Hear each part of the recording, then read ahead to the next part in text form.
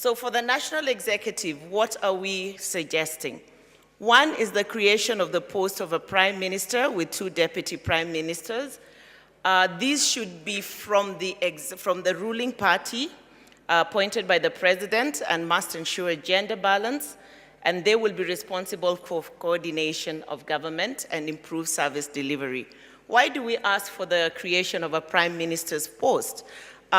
One, it is for improved service delivery, and second, it is for further oversight over the executive, which is the president, the deputy president, and the cabinet. Now, the prime minister and the 2 deputy prime ministers, if you look at corporate governance and how they work, every line manager manages at least 7 to 8 supervisors down the line. So that if we give a prime minister and 2 deputy prime ministers cabinets to be in charge of an oversight, and they are removed from the president and the prime minister, then we'll have better service delivery. So that is what instructs the idea for the creation of the post of a prime minister and 2 deputy prime ministers. They can be appointed from either side of the house, depending on the president's desire. So he could choose to rein in on the opposition and appoint them to the post of the prime minister and the 2 deputy prime ministers. If you look at the Constitution currently, there's no provision for appointment of a replacement deputy president in the event, God save us, that the deputy president ceases to exist. So we are asking that that provision be made so that one is appointed within 60 days should the seat become vacant for any reason. We are also proposing extension of time for filing the presidential petition from the current 7 to 14. This is because those who handle those petitions have indicated that the time of 7 days is too short. You will find that there's a lot of documentation. I think you've all seen them on TV pulling suitcases and boxes of documents, and it takes time to put that together. And if you're to have a properly argued petition, it needs time to put it together. Half the time you see the lawyers tackling each other on objections and other things, just because the time to put everything together was not sufficient. So it's thought that 14 days wouldn't hurt, and it will just give us time to have a properly and better argued petition. And with a proper determination, we're also proposing the determination be extended from the current 14 days to 30 days. Provisions for instant runoff. Right now we have provision for a runoff, but the runoff would come in after the declaration of a result.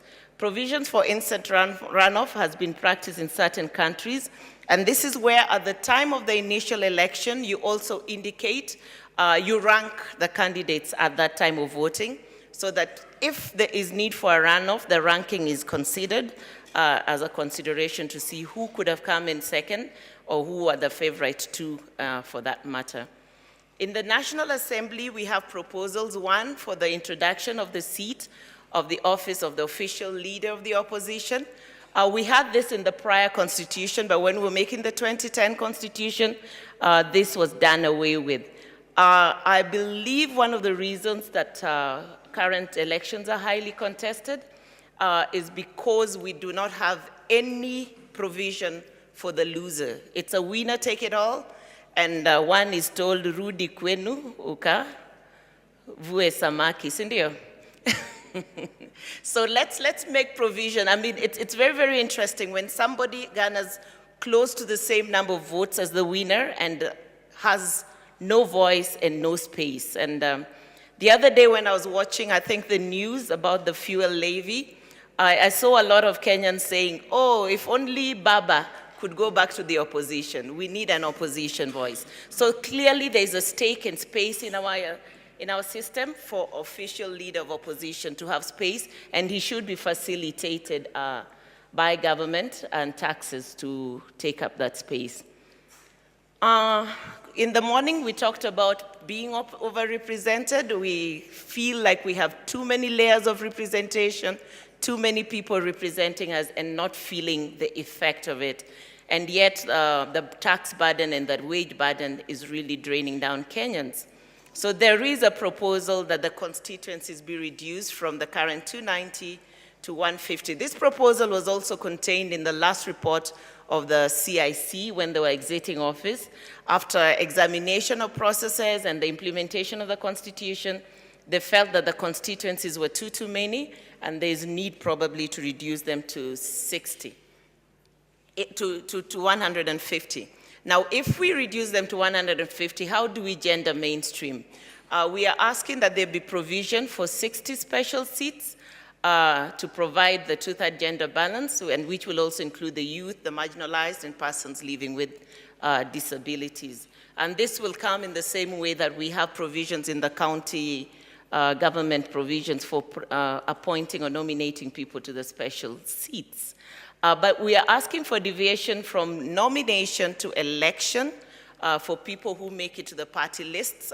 The issue of appointment of Chief Justice and Deputy Chief Justice and all this going to the President is also an issue we need to think about. Should the President be the one to appoint a Chief Justice just a month before the general election, where the Chief Justice will sit on the presidential petition?